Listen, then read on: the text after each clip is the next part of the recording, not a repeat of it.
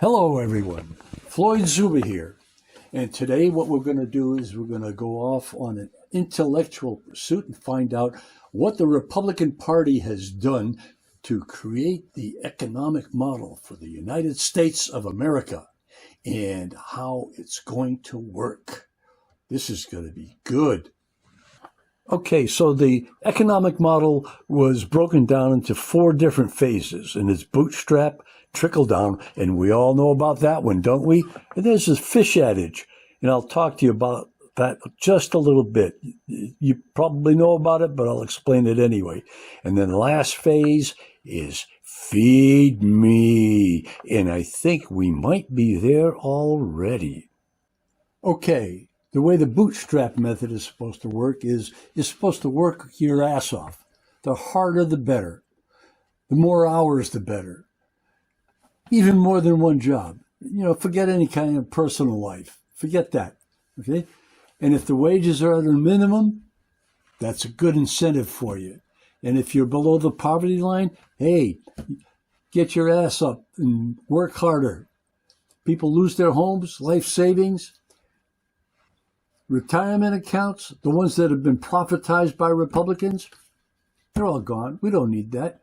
If you can't handle it, if you can't do the work, you shouldn't get any of this good stuff. And when this phase fails to stimulate the economy, it's the fault of the public for being so goddamn lazy. Hey, who can forget that group from the 80s? Rockin' Ronnie and the Dementias. Okay, they're the ones that came up with the tune Trickle Down. And that's the one where the wealthy and the Republicans convinced the public that giving tax cuts to the rich is going to stimulate the economy. And I'm still trying to figure out how the hell that's supposed to work. Because I haven't seen any of the billionaires and trillionaires reinvesting any of that into things like infrastructure. Roads, highways, cities, education. That hasn't been happening. If you know about it, let me know. And, how are you going to pay for them? Well, the excuse is cut social programs for those who aren't part of the 1%. That's the 99%, the rest of us. And when this fails, it's the fault of the public for wanting all those socialistic services and infrastructures that they're not willing to pay for with their meager earnings, as if they can afford it, like those guys that got the tax cuts. Well, this isn't Sunday morning Bible study or anything like that. We don't want to do that. But the fish adage kind of applies, okay? Because what it talks about in the Bible, I think, I'm waiting for the movie, it's how to work better instead of expecting a handout. That's the big thing with Republicans. They don't want you to get a handout. A handout means a helping hand, okay?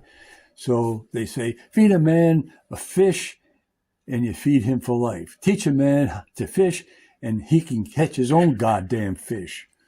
That's how it works, right? Or it's supposed to. Well, someone forgot to say that corporations don't work that way. They don't go out fishing like the rest of us. They go out with a trawler. They got these big nets, and they're catching all the fish, all of them.